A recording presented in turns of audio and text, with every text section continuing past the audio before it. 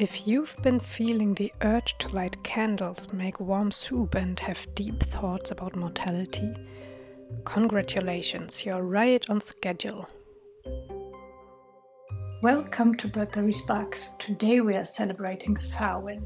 This is the ancient festival that marks the turning of the season and is the perfect time to get introspective and a little bit witchy. So Samhain comes from Celtic tradition and it's the third harvest festival after Lughnasadh and Mabon. Lughnasadh and Samhain are definitely ancient Celtic festivals, while Mabon, as the autumn equinox celebration, is more of a modern neo-pagan addition, inspired by Celtic myth but not originally a Celtic festival. Samhain marked the moment when the last crops were gathered and the fields were cleared, and the hard work of the agricultural year came to a close. For our ancestors, that meant more than just celebrating, and it was more than just symbolic. It really meant survival. The food was stored, the animals were brought in, the fires were lit. The land and the people could finally rest. It was like the natural ending of the year when everyone could finally turn inwards. So even if we are not working outside on the fields anymore, or at least most of us don't, everyone knows this feeling of that urge to slow down and getting a little more cozy once the days turn darker. Slow down and turn inward. Drink some tea. Our bodies certainly respond to the days turning darker. So consider taking some vitamin D, of course only after talking to your doctor. In Celtic tradition, Samhain was also seen as kind of a liminal time where the veils between the material world and the spirit world were especially thin. It was this threshold, and is still the threshold between light and dark, and warm and cold, and doing and calming down. Light and dark, life and death. So there you have it again. When Christianity spread, this tradition blended into All Hallows Eve, which is in German-speaking areas Allerheiligen. I think it's quite the same celebration.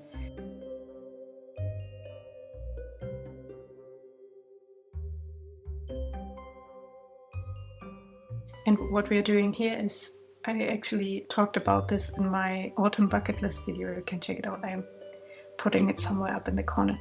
On this day, Allerheiligen, which is the 1st of November, as a child with my family, we would go on the cemetery when it's dark and light a candle on the graves of our loved ones, and everybody else would do this too. So there would be a beautiful flickering all over the graveyard. For me as a child, this was so magical, and I really want to do this year too.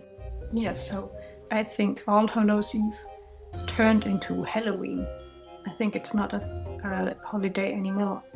In German-speaking areas, Allerheiligen is still a holiday. There could also be church services and processions and family gathering and cooking special food together. Yeah, but we only did the walk to the graveyard. And that's actually what we want to explore today. How to let go of what's no longer needed and what's weighing heavy on us, and how to prepare for the darker and colder months ahead. So as the nights grow longer, take a moment and ask yourself, what do I need to release? What do I want to carry into the winter? And what keeps me balanced when the sun sets around 4 p.m. and the weather forecast predicts nothing but rain and fog and more rain? I personally like to write everything down. That way I just get into this flow state where I actually get satisfying answers. But you can do whatever floats your boat, of course. You can take these questions on a nice autumn walk in nature, or you can discuss these questions with a friend, or take them in meditation. But when you find answers to that question, what is helping me to stay sane during the darker month, I would really recommend you write these down, because when you have one of those days, when you really feel down and tired and uninspired, then you won't be in the state to come up with great ideas what's going to help you. Then you can just return to that list and See, oh yes, a warm chai tea would be really nice now, or a warm bubble bath, or shopping for a great book. So after reflecting upon all these things, here comes a beautiful ritual that really fits Samhain, I think. It's all about letting go. So here's a simple little ritual that's really fitting, I think, to do around Samhain.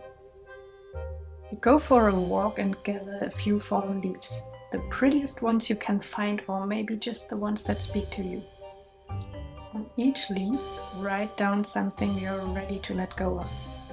It could be a worry, a habit, a fear, or even a project that hasn't been feeling aligned and that you want to drop. Hold each leaf in your hands for a moment and visualize the thing you want to let go of stream into the leaf through your hands. Then safely burn the leaves. Watch them curl, fade, and rise into smoke. And if you can't safely burn things, you can bury the leaves instead. The earth is excellent at composting both organic matter and emotional baggage. Samhain is also a time to honor ancestors, those who came before us. And you don't need a big altar or elaborate ritual or anything. You can simply light a candle for them, or just remember them and think about the time you spent with them. Say their names, or cook a favorite family meal that you maybe always had with them, or that they cooked for you, or that was their favorite meal. And if you're not sure who your ancestors were, you can still honor the broader line, like everyone who came before you, allowing you to exist in this material world right now as a human, watching this video right now, and hopefully not burning your leaves indoors. It can also really be a beautiful and wholesome tradition to talk about your ancestors with your family, maybe telling your children stories of their great-grandfather, or asking your older family members to tell you stories about people you didn't come to know because they were already dead when you were born. I think it's really humbling and also rooting to get to know and remind yourself of your family's history, known or unknown. Even if you don't know who they were and what they did, you can still tap into this, recognizing that you are part of a much bigger picture, recognizing that you are part of this stream of life. It didn't start with us, and it doesn't end with us, even if we don't have kids. We still leave an imprint on this world. So again, moving into the darker half of the year, I think it's so helpful and necessary to think about what keeps us balanced and sane during this time. Maybe it's creative time, journaling, cooking a nourishing meal, or spending a day doing absolutely nothing and calling it seasonal alignment. Whatever keeps your inner light glowing, make space for that. The world outside gets quieter, and it doesn't ask you to produce and perform, just to rest, reflect, and dream. And to stock up on tea, of course, because self-care and a warm belly are essential. It's easy to think of darkness as something scary, but Samhain teaches us that it's also sacred. Seeds sprout in the dark. Rest happens in the dark. Even our best ideas usually start as quiet little sparks before they find their way into the light.